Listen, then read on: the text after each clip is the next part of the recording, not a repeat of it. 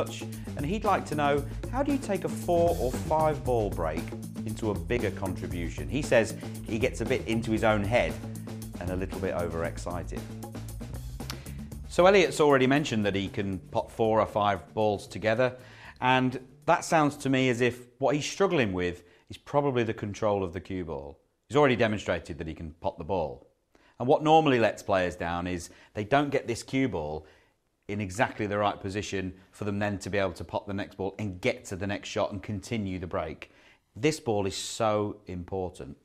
So in a routine such as this, a really good idea is to try and pot these balls with blacks only and avoid cannoning into other reds.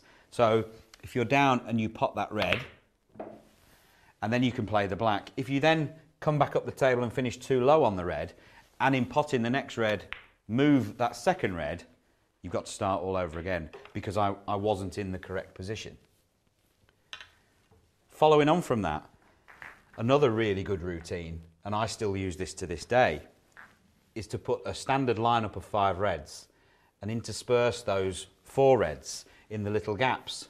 And what that produces is a situation where you have to pot this first red, that gets put out of the way, then a black, that frees up this second red, then another black, and that in turn frees up this red, and you do it all without moving any of the other balls until they're all gone. The other element that Elliot mentions is getting too excited, getting a bit overawed with the experience, and that's a mental thing. But the more you do these scenarios, the more used to it you'll become, and I think he's going to improve for it.